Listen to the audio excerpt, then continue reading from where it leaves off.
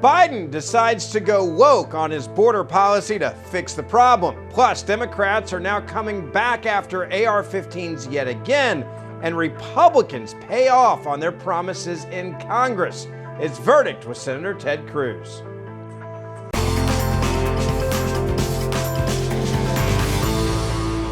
Welcome to Verdict with Senator Ted Cruz. Ben Ferguson with you. Senator, nice to be with you today, except we're in different places on this episode. For people that are like, wait, why aren't they in the same room? I had to fly back to my hometown of Memphis to check on my dad who was in the hospital. He is doing okay, but that's why we're remote today. And Senator, it's good to be with you as always. Ben, great to be with you. A lot going on in the world, and hope your dad continues to do better. He is doing well, thank goodness. Let's start in on this big issue, and that is we have a game plan now from the President of the United States of America to fix the problems at the border. And he's decided that if we just use woke terminology, all the issues at the border are going to go away. Let's just let you get your initial reaction to some of these terminologies the president's decided to use while visiting with apparently the president in Mexico. This is what their master plan is. Yeah, look, it's even worse than that. So in the last few days, Joe Biden, there's good news and bad news. Joe Biden has done more in the last few days on our southern border than he has the entirety of his presidency. That's the good news. The bad news is everything he's done is bad. He flew down to the southern border.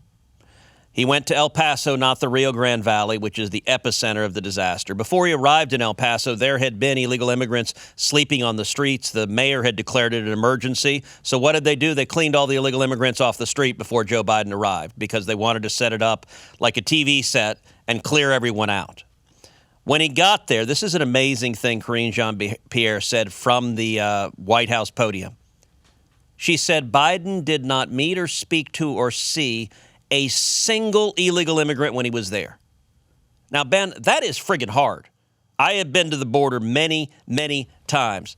We've had 5.3 million people cross illegally under Joe Biden's presidency. For him to go to the border and not see a single illegal immigrant, I guarantee you that was political staffers working overtime saying, make sure you don't show some little girl who was sexually assaulted by the traffickers. Make sure you don't show some impoverished person who went through a horrific journey to get here. Definitely make sure you don't show an MS-13 gang member who just came into this country and is now carrying out crimes in this country. Instead, he went down there for a photo op, but then he wasn't done. Then he got on a plane and he headed to Mexico. And he met with AMLO, the president of Mexico. And he announced the Biden border plan, and it is truly stunning. So here's what Joe Biden has said, and I want to quote him. He has said, quote, "We are trying to make it easier for people to get here." In other words, the 5.3 million that have crossed illegally, that's not a bug, that's a feature. They want more of it. He doesn't intend to fix this. He doesn't want to fix this. Instead, he wants full-on open borders. He's not hiding it. And by the way, AMLO, the president of Mexico, he gets it. Have a listen to what AMLO said with Joe Biden standing next to him about Biden as president and border security. And before we play that, I want to remind everybody real quick about our good friends at Patriot Mobile. If you have a cell phone and your cell phone is with a big carrier, you can make a difference by switching to Patriot Mobile. You're probably going to save money on your bill. You get to keep your same cell phone number and many times the same cell phone you have. But while you pay that bill, you are going to be saving and supporting conservative causes that stand up for our First Amendment rights, our Second Amendment rights. They're also now helping the lives of the unborn, protecting them, and helping with adoptions. So imagine knowing that every time you use your phone, you're standing up for what you believe in. If you're ready to put your money where your mouth is and you want to stand with a company that stands with your values, check out Patriot Mobile. Go to patriotmobile.com/verdict. That's patriotmobile.com/verdict. You can also call them 972-PATRIOT. Use promo code VERDICT for the biggest savings of the year. Again, 972-PATRIOT. Use promo code VERDICT. Senator, let's play that video real quick of the president in Mexico talking about how proud he is that America's given him the ultimate thing, the ultimate gift, that open border.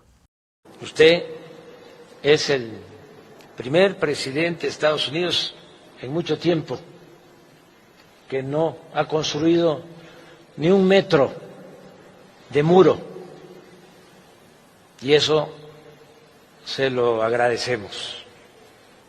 And Ben, if your Spanish is not up to snuff, what AMLO just said is that you're the first president of the United States in a long time who hasn't built even a single meter of border wall. And that, he said, we appreciate. So explicitly, by the way, AMLO is a leftist, Marxist president of Mexico who has been embracing the cartels, who's been turning a blind eye to the cartels, murdering police officers, murdering journalists. And he's standing there with Biden beaming, praising him because you're the first president in a long time. By the way, he's including Barack Obama in that. He's including George W. Bush. He's including Barack Obama. He's including Bill Clinton. He's including, of course, Donald Trump. Joe Biden is the worst of all of them on open borders. AMLO is praising him. And then the White House rolled out this rather amazing document on January 10th. It's called the Declaration of North America, DNA. So this is their leftist DNA. I don't think that acronym is accidental. So we are right now facing the worst crisis of illegal immigration in the history of our country. It has never been this bad.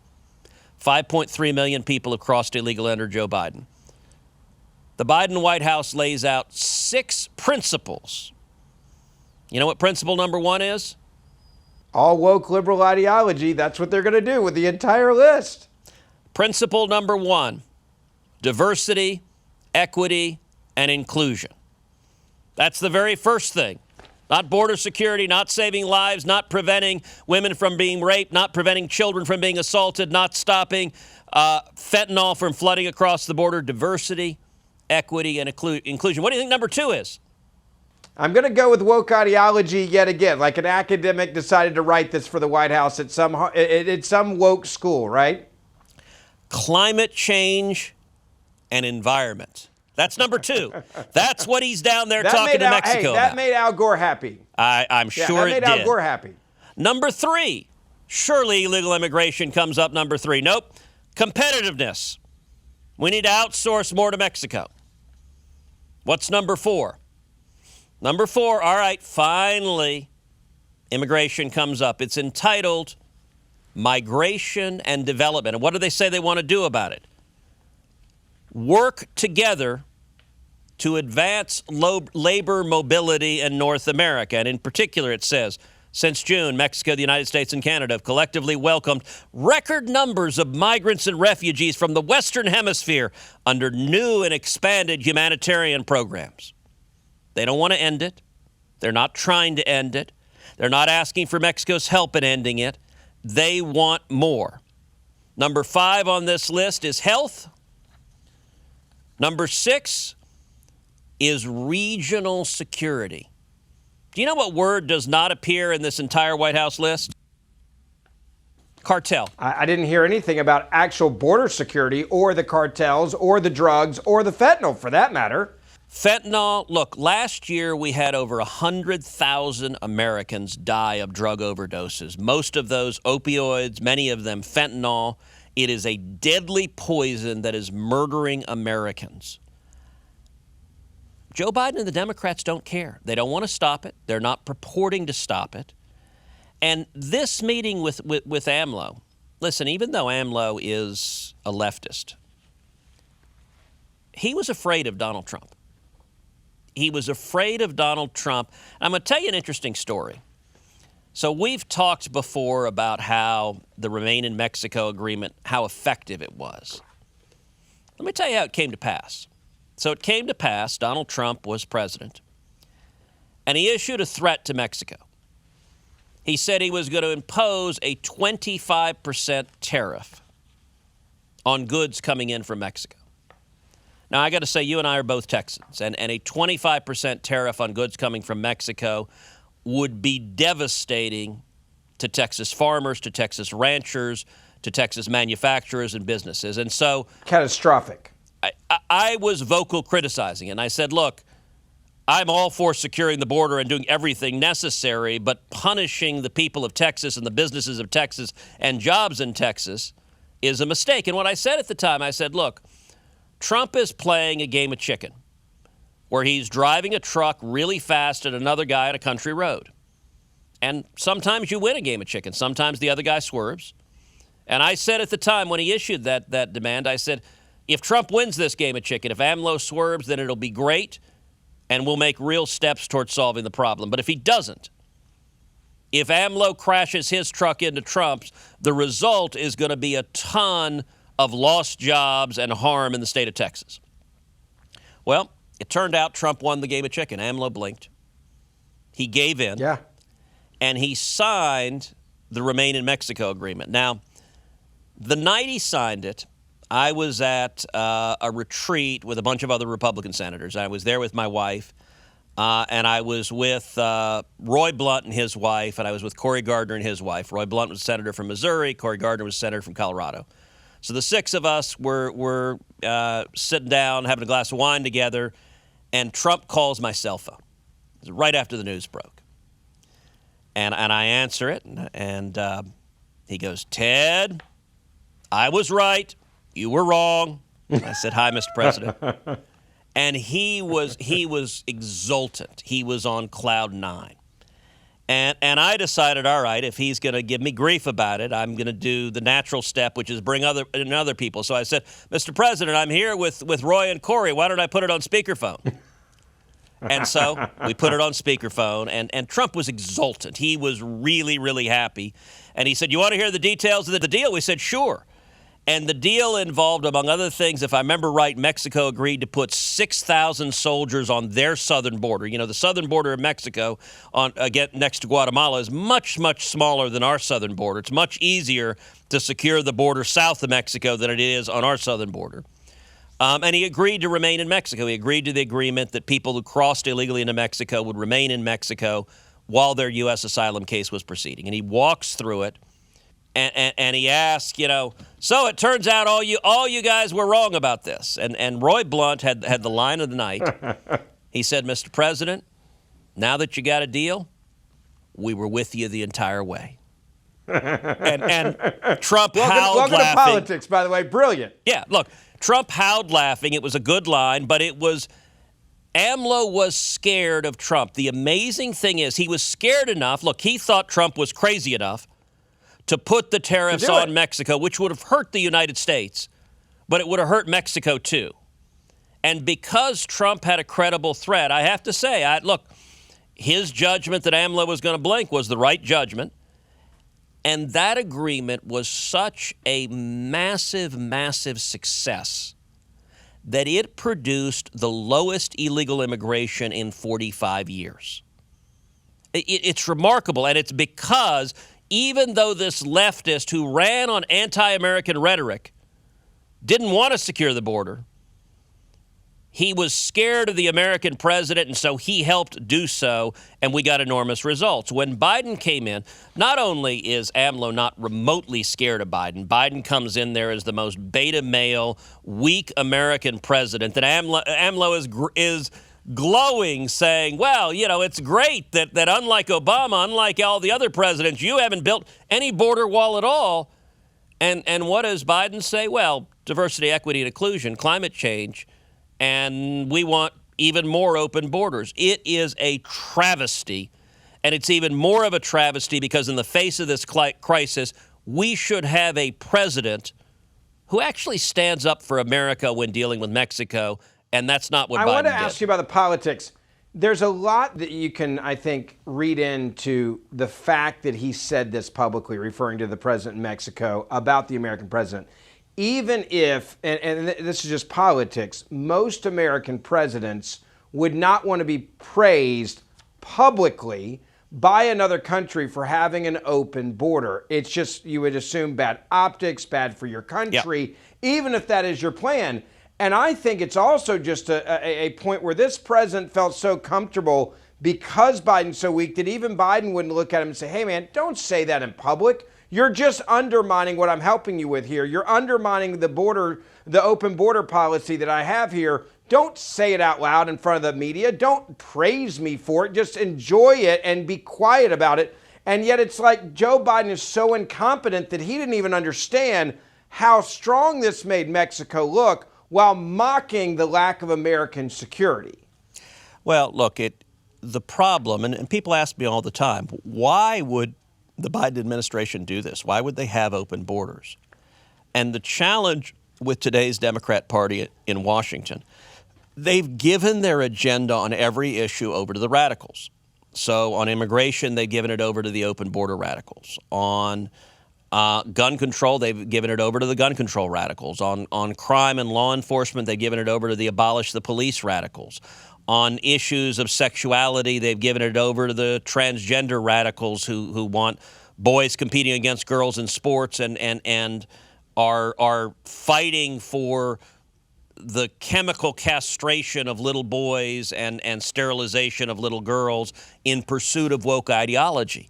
Look, all of those are fringe positions. They're fringe positions nationally. Every one of those, 70, 80% of Americans oppose. I mean, they're not, you know, you think back to like the Bill Clinton presidency, and I was not a fan of Bill Clinton.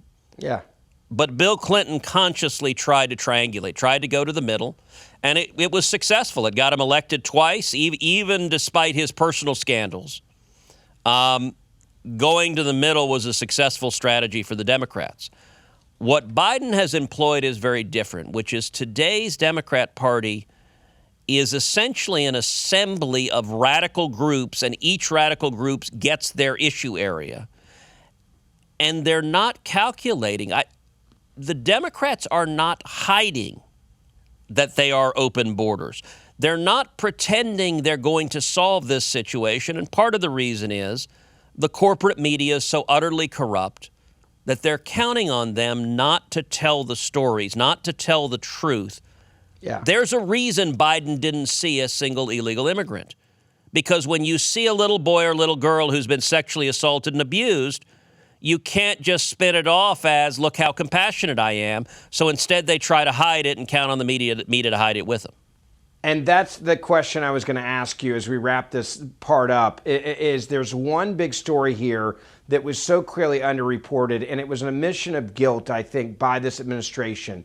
There were a lot of videos that came out in El Paso of what the Biden administration was doing, Senator, to get ready for his visit. And they showed the picture the day before and the day he arrived. They came in, and you can't say this administration doesn't know what's going on, because not only do they know what's going on, they went into El Paso and they literally, in the most inhumane way, I would argue possible, just cleaned out every illegal immigrant that was homeless, all of the stuff that could look bad for the TV cameras of the route that the president was going to take. So they know the chaos was there. They know how many illegals are sleeping on the street. They know how dirty the streets have become and how they've lost control in El Paso because of the massive number of illegal immigrants coming across the border. But they made sure for a 24-hour period that they just cleaned it out. They arrested people. This was caught on video. They put them in the paddy wagons. They did exactly what they should be doing to secure the border, just for a 24-hour period, solely so the cameras with the president wouldn't see it. And for the video version of this pod, we'll put up right now the before and after picture. So if you're watching the video on YouTube, you can see it. You can see the before and after. They cleaned it up. By the way, if you're watching the video on YouTube, that's great. Make sure you subscribe on YouTube, but also make sure you subscribe on the audio version, because we put out 2 a week in just audio, and then we put out 1 a week in both audio and video. So make sure you're subscribed to both. But if you're watching the video, you can see the before and after. And in the before and after, look, what becomes clear, this is a Hollywood movie. This is a TV production. The people in charge of it are Hollywood producers. And if we actually had a functioning press corps, you couldn't do this. If you had journalists who were actual journalists, who were not PR flacks for the White House, they would cover it. But they don't cover it because they support the agenda of open borders. They support the agenda of this White House, and they no longer view their job as actually reporting on the children being murdered. Don't matter to these journalists. and they don't matter to the Democrats, and the Democrats know the journalists won't report on it, and it's why you have Biden not only not trying to fix this crisis, but promising to continue this crisis. He is promising next year more people will cross illegally, more children will be assaulted, more women will be raped, more elderly people will be abandoned to die in the desert, more drugs will come in, more fentanyl, more gang crimes, more teenagers trapped working for the cartels. And by the way, the cartels, the word that doesn't appear in this White House document, have made billions and billions of dollars because of Joe Biden. Joe Biden becoming president was hands down the single best thing that has ever happened for the human traffickers and drug traffickers in Mexico and across the world.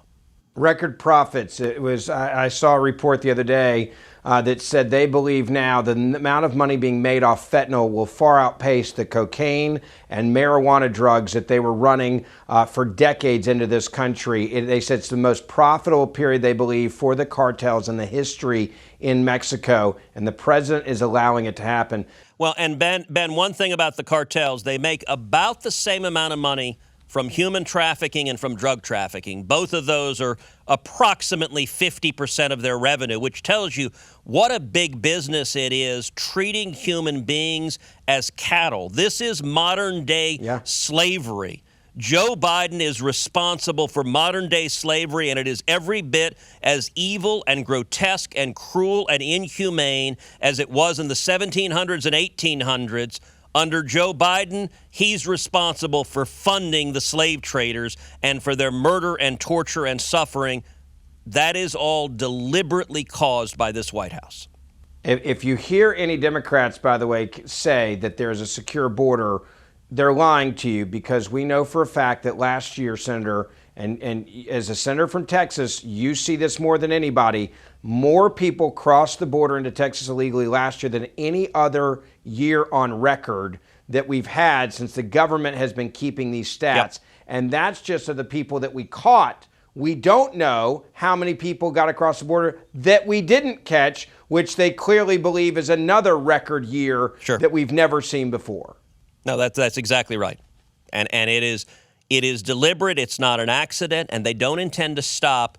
They intend to continue making the problem worse and worse and worse and turning a blind eye to the human suffering that results. I want to switch gears to what we're seeing with the playbook from Democrats on issues that they go back to, Senator, when they lose.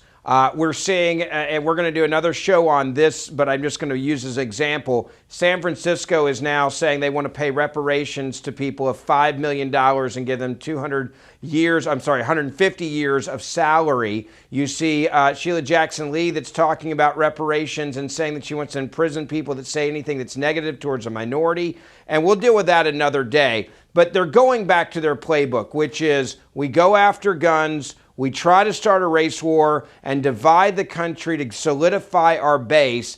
And now we are seeing the president and Democrats calling for banning of AR-15s again. The president talked about this on Martin Luther King Day in a very blunt way. And then we saw the governor in Illinois come out banning all semi-automatic weapons. That's part two of this. So they're actually implementing, they're not just talking about, they're actually doing this state by state where they can.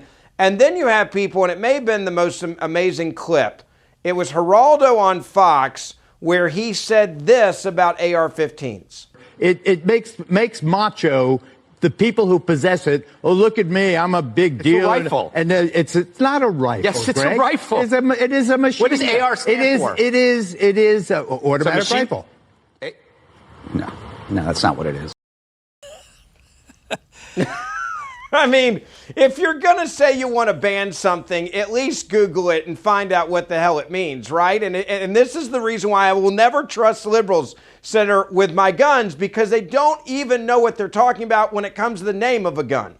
Yeah, look, that embodies the ignorance and apathy and ideology of the left-wing media. So Geraldo has no idea what an AR-15 is. All right, that's fine. There's some people that don't. But Geraldo's job is to go on TV and talk about issues like gun control. And Geraldo's decided to be a left-winger and advocate gun control. So he's advocating banning AR-15s.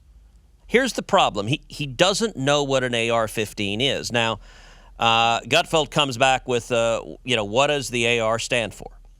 And Geraldo responds, automatic rifle. Now, you and I both know that is wrong. That is not what the AR stands for. The AR stands for Armalite Rifle.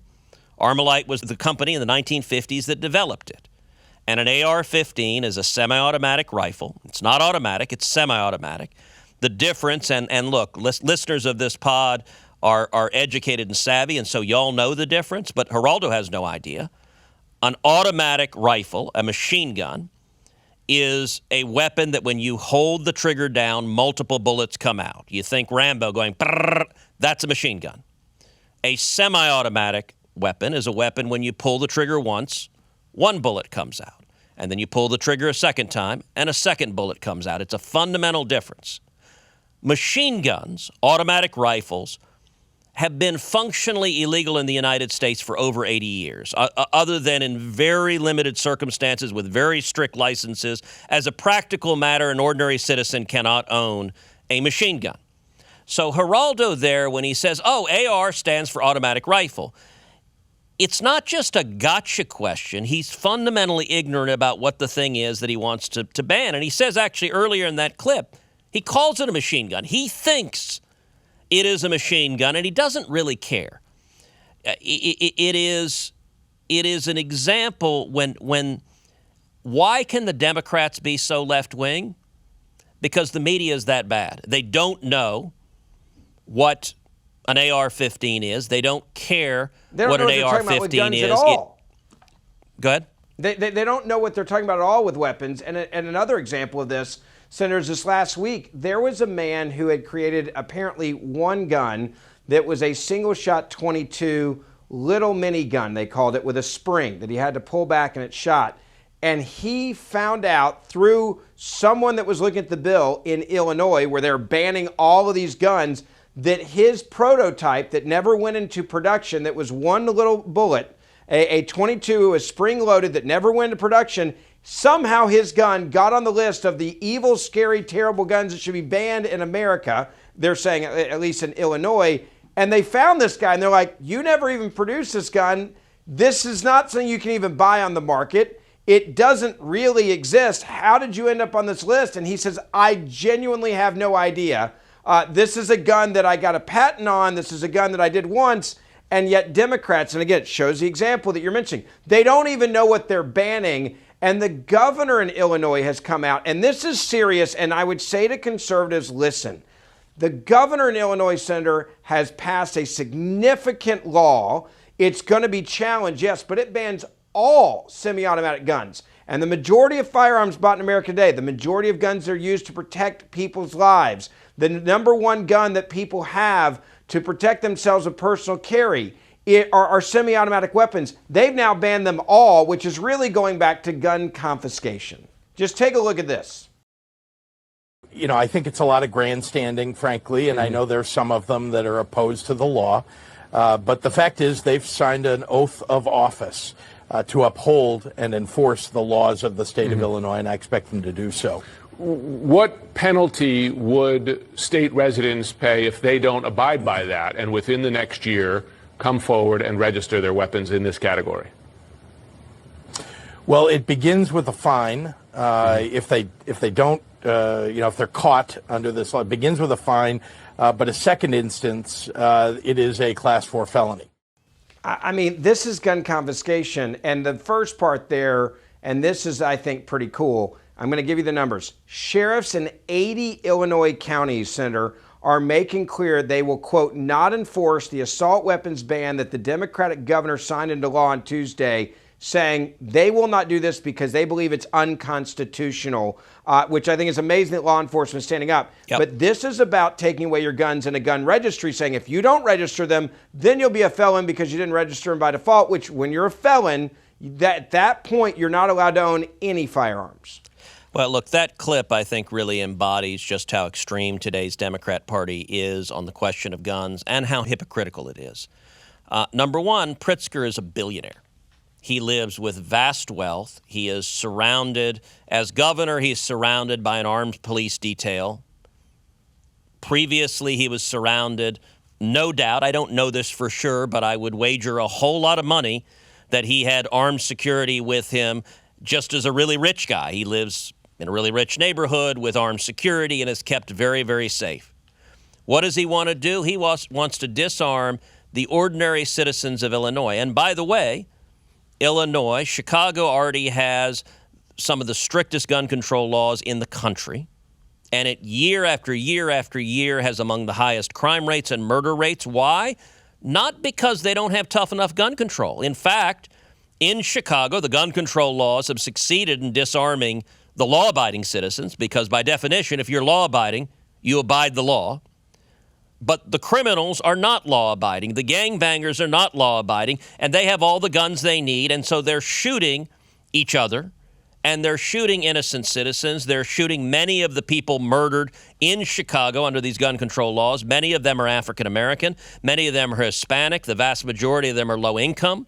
And the Democrats don't care. Those black lives don't matter to them. The kids that are shot in drive-by shootings, those don't matter, and their solution is to say you can't defend your home. Every year, this is according to the Obama White House, firearms are used defensively to stop a crime between 500,000 and 1 million times each year. According to the Democrats, they'd take the guns away from all of them and just let the criminals be armed. And you can see the suffering, the chaos, the tragedy that plays out in Chicago every day and every week and every month and every year because of those misguided policies. I'll also note, Pritzker says, well, the sheriffs took an oath. Yes, they did. But they didn't take an oath to obey the Democratic kingpin, Boss Hogg, who sits there and decrees, you shall obey my orders. They took an oath to defend and protect the Constitution. And I believe these Illinois laws are going to be struck down. The courts are not going to let them stand. But the Democrats don't care. And by the way, one of the strategies of gun confiscation, law-abiding people, as I said, abide by the law. They want to confiscate as many firearms as they can. By the way, they also want to turn into felons as many gun owners as they can because that's one way of confiscating them and taking away their rights. When the courts began striking down Joe Biden's illegal COVID vaccine mandates, when he was trying to force employers, large employers, to fire their employees who didn't get a COVID vaccine, the court struck it down. And the White House said, well, you should comply with it anyway, even though it's been enjoined, even though it's not enforced. You should comply anyway. That's their view on guns anyway. We will use power. You must obey. And listen, the Democrat view of politics is they use government power to punish their enemies and reward their friends. So they want to go after their enemies. If you believe in free speech, if you believe in religious liberty, if you believe in the Second Amendment, if you believe in free enterprise, they consider you an enemy. They want to punish you. They want to make your life difficult. They want to crush you into submission. On the other hand, if you're a Democrat lobbyist, if you make money on all of these different scams dealing with the federal government, they want to make you rich. They want to shovel cash into your pocket. And that fundamentally is the corruption that's at the heart of today's Democrat Party. I want to ask you a practical question from a legislative standpoint, Senator, because there are a lot of Second Amendment advocates, gun owners, that are concerned about two aspects of this. And yes, we have the court system that I believe is going to strike this down in Illinois, but Democrats clearly are trying to figure around workarounds to take away our rights. There are two things that concern many gun owners, and I know you've heard about this a lot. One is this gun registry aspect of that, and that's what they're obviously trying to do in Illinois. The second is government monitoring. We talked about this, I think, on this podcast a couple months ago when banks were recording transactions, and the White House was wanting this for gun stores and places to kind of monitor and then see if you were buying what they believed was too much ammo or too many guns or too many transactions. Look, I own a gun store, and we've had banks and credit card processing companies that have actually just said, we're not working with you, even though you're selling the most regulated industry by the government. We have multiple layers of regulations on this industry. And they've also said, not only are we not going to do it, we're going to try to basically use that to put you out of business. And people are terrified of the government monitoring their transactions. So number one, is there anything that you guys can do to make that illegal? And second of all, is there any type of legislation that could come about that says you cannot have gun registries in this country? So, yes, there is. And in the Senate, I've been leading the fight against a gun registry and in defense of the Second Amendment for the entire time I've been there. And listen, the Second Amendment, I believe passionately in the Constitution. As you know, my second book that I wrote was One Vote Away, How a Single Supreme Court Seat Can Change History.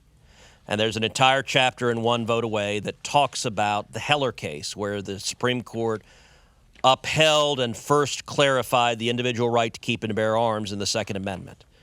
And I led the states. I was Solicitor General of Texas, and I led the states in defense of the Second Amendment in Heller, which is why the NRA named me as a champion defending the Second Amendment, because that victory and the subsequent case of McDonald is a big part of why this Illinois law is likely to be struck down.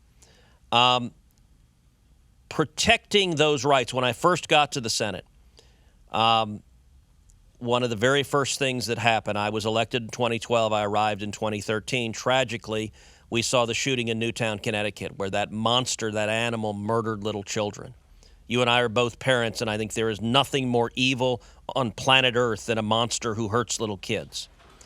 And the Democrats Absolutely. were exultant. Obama had just been reelected. They were convinced they were going to pass gun control, and I was a brand new baby freshman senator. I was still in my basement office. I didn't know where the men's room was. But I said, I'll be damned if I let this Congress pass anything that takes away the Second Amendment rights of Texans and Americans. And I led the fight just fresh into the Senate, and we defeated those bills on the floor of the Senate. I authored the lead alternative to those bills that was a law enforcement alternative that focused on criminals and fugitives and those with serious mental illness and putting them in jail and taking their firearms away and securing schools. All of those, there's a lot we can do to make people safer. The Democrats don't want that. They want to disarm you, the law-abiding citizen. And one of the most central elements you rightly focused on is a gun registry. And listen, for people who don't follow these issues, a registry can sound innocuous. One of the arguments they like to give is, look, you need a license to drive a car. You ought to have a license to own a firearm. And just, you got to register a car, you should register a firearm. Well, the difference is there are not yet a group of political ideologues and zealots that want to confiscate our automobiles. By the way, that may be coming. They want to confiscate our gas stoves. Automobile confiscation may be coming, but we're not there yet. But with firearms, Pritzker wants to take them. Joe Biden wants to take them. Dianne Feinstein wants to take them. Gavin Newsom wants to take them. They want to come in and forcibly remove your firearms. And so the entire purpose of a registry is create a list. Okay, Ben Ferguson has the following firearms. Okay, the local law enforcement shows up and says, Mr. Ferguson, hand over every gun on this list, and if you don't hand it up, we're putting you in handcuffs and taking you away. That's why they want a registry. And so there are already elements of current federal law that prohibit, for example, the ATF. When you go and buy a gun at a firearms dealer, you own a gun store, so you're a firearms dealer, you got to fill out a background check. And as you know, federal law requires you to run that background check. But after it comes back clean, you're required to destroy those records. And the reason federal law requires that is because they don't want a registry that becomes a list for the gun grabbers to disarm America. That is their objective. And it is, fortunately, it's unconstitutional. But as the Democrat Party's gotten more and more extreme, they're not even bothering to hide their objective, that they want to disarm you. And mind you, at the same time, they want to let out of jail the violent criminals who are committing these acts. I mean, think of the combination. prevent your ability to defend your home and your kids. But at the same time, these are the people that want to abolish the police and that are supporting George Soros DAs that let violent criminals out of prison who turn around and commit more crimes. You and I live in Houston, Texas. In Houston, we've got cashless bail policies that are releasing murderers who turn around and murder more people. I don't understand. I really do struggle with the reason and logic that says disarm someone who's never committed a crime, who wants a firearm to protect their children, but at the same time release someone who's already murdered somebody and is likely to murder somebody else. That's not logic. That's emotion, that's rage, that's ideology disconnected from real life, and it is a tiny sliver of America. But what's bizarre is the Democrat Party has handed their policy on these issues over to that tiny sliver of America. And embraced every bit of it. I say to people all the time, if you think these types of things cannot happen in America, or you think that it'll never happen, call anybody you know in Canada right now and ask them what rights they have with guns, because Trudeau just took them all away because of truck drivers that stood up to the vaccine mandate. It scared the elitists enough in Canada, those truck drivers banding together, that they then said, here's our response to this, let's get rid of the guns, and they did it successfully there. And that is a reminder of how quickly it can happen if you're not paying attention. Senator, I want to end on a positive note, and I think we should do this more often when we have victories in the conservative movement. You and I just had dinner recently in D.C. With some of those that were fighting for a lot of the deals that were done to basically have strong, staunch conservatives sit on certain committees. Your former chief of staff, Congressman from Texas, Chip Roy, was instrumental in working this deal. We now are seeing the fruits of that fight over the speakership with Kevin McCarthy, and the payoff is massive. Tell people about how good this is. Well, we're starting to get the announcement of who is on various committees. And one of the things we talked about at great length when the media was freaking out, when Democrats were freaking out, and even some Republicans, particularly those kind of at home that weren't following it closely, were freaking out, that the speaker fight was a disaster, it was a disgrace, that it was a catastrophe. Look, it was the democratic process. We spent 4 days with the House of Representatives debating who its leader should be, and debating, more importantly, how it should lead. And the consequence, those that stood up and led that fight extracted major concessions. And those concessions are going to change how the House majority is able to govern and able to fight bad policies from Biden and the Democrats over the next 2 years. And it was a massive victory. If you care about having Republicans actually stand up and fight for what they say they believe, that fight over the speakership was massively important. Now, in the middle of the fight, one of the things that shifted the battle, early on, there were a handful of rebels, and it wasn't clear how many were going to vote against Kevin McCarthy as Speaker. And they had a meeting of the House Republican Conference, and one of McCarthy's lieutenants stood up and threatened the rebels. If you dare vote against him, you'll be stripped of your committees. Now, that's the kind of high-handed, haughty authoritarianism that you expect of Nancy Pelosi. But it's not what you should expect of Republican leadership. And I'll tell you, that pissed a lot of members off. And I think it played a big part. We could easily have seen on the first vote maybe 10 or 12 no votes. Instead, we saw 19 on the first vote. And I think that threat may well have doubled or nearly doubled the number of no votes. Well, turned out that threat wasn't carried through. And we're starting to get who's going to be on the various committees. And one in particular that is quite notable is the House Oversight Committee. And the members of that committee will be Kelly Armstrong from North Dakota, Lauren Boebert from Colorado, Tim Burkett from Tennessee, Eric Burleson from Missouri, Byron Donalds from Florida, Chuck Edwards from North Carolina, Russell Fry from South Carolina, Marjorie Taylor Greene from Georgia, Paul Gosar from Arizona, Nick Langworthy from New York, Jake LaTurner from Kansas, Gary Palmer from Alabama, Anna Paulina Luna from Florida, Scott Perry from Pennsylvania, Lisa McClain from Michigan, Pete Sessions from Texas, and William Tibbons from South Carolina. Now, what's striking is that a whole bunch of those are rock-ribbed conservatives who were among the rebels, who were among the people that were told, you will be in Siberia, you will get no committees, and they've been put now on the Oversight Committee with the ability to go after the abuse of power from Joe Biden and this administration. That's what we need as principled fighters. I think this is a great development. I think we will see more. We will see strong conservatives in significantly greater positions able to leverage their position to fight conservative battles and hopefully win conservative victories for the American people. And I think standing and fighting for issues and principles that matter is also how we win in 24. It's how we win. It's how we win the Senate back. It's how we hold this House and grow our House majority. It's how we win the White House back. And so this is a good illustration.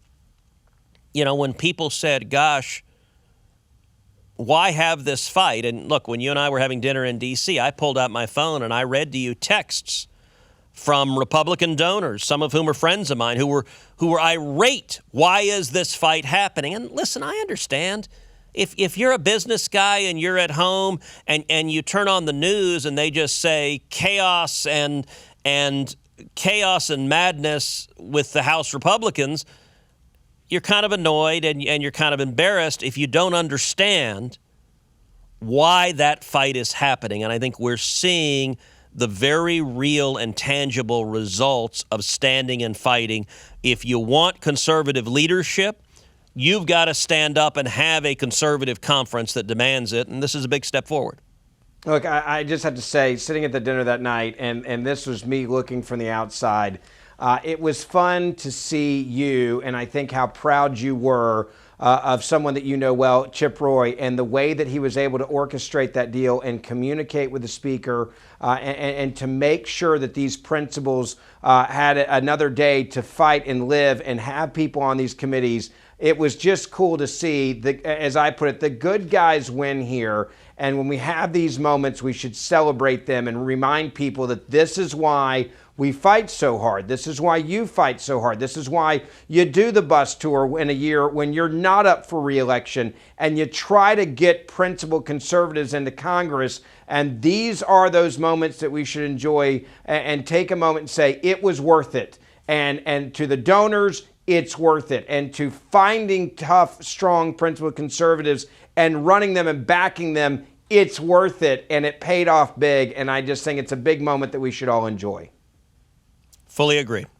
Senator, I appreciate it as always. It's fun for everybody watching and listening. Don't forget, we do this show 3 times a week. 2 times it's audio only. 1 day a week it's audio and video that we put out. So make sure you hit that subscribe or download button. If you've never listened to an audio podcast before, make sure you just download it. You can use your Apple phone. You can use the iHeartRadio app, Spotify. You can tell Alexa or Siri, play Ted Cruz or play Verdict with Ted Cruz. It will do it for you automatically. Make sure you write us a 5-star review and share this podcast with your family and friends. And we'll see you back here in a couple of days.